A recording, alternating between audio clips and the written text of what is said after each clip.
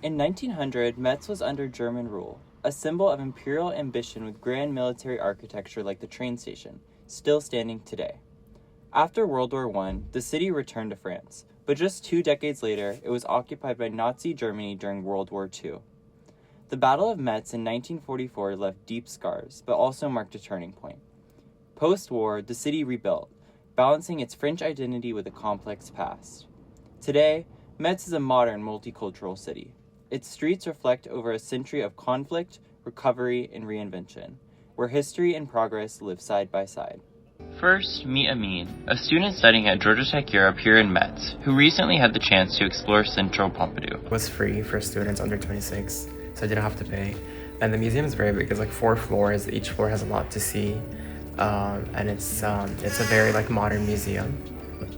My favorite exhibit was called Dimanche sans fin, which is Sunday without end, and it's an exhibit where they had a lot of animals that are sculptures of animals like sheep, horses, etc.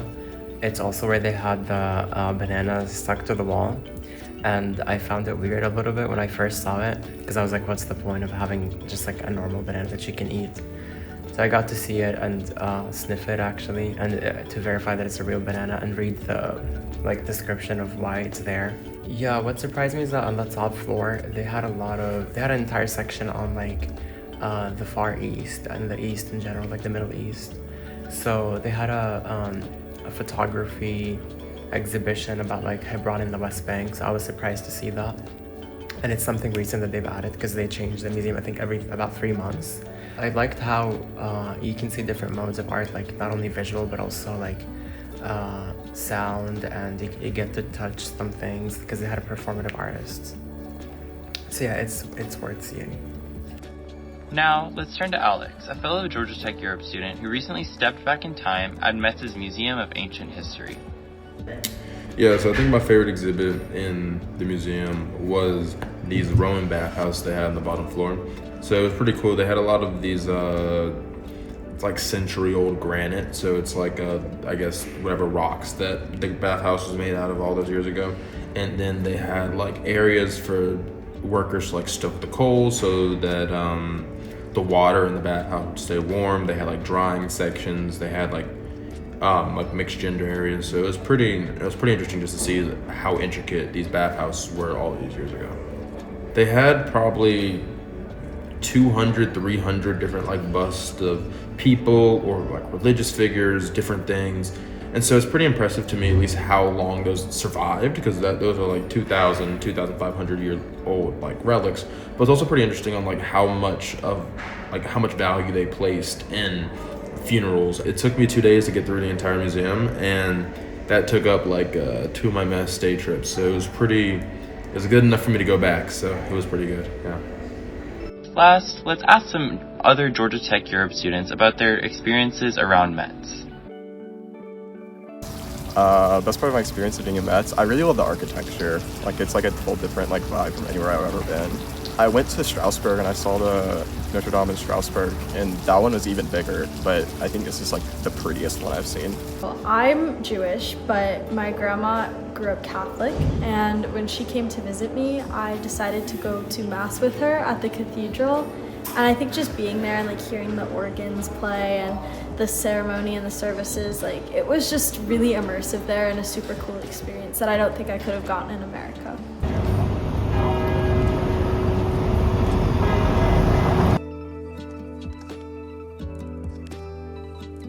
I would say when I eat out most often I get a kebab, but my favorite place to eat out is there's this tiny little Chinese restaurant 3 minutes away from Gar, and I think it's really nice because I haven't had Asian food in a while, so yeah.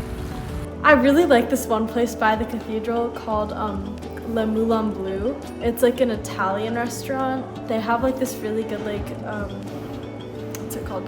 Carbonara, I think.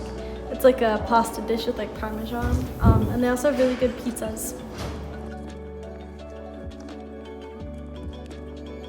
My favorite place for a night out, I usually go to comedy club with my friends because that's where they go. I like to hang out with my friends at this small, quaint bar called Comedy Club. It has a view of the castle, and I think that's really cool. I'd say my favorite place is probably Eurofoot because when I go out, I like to dance, and you can only really like dance at Eurofoot. I went to a soccer game. That was pretty cool.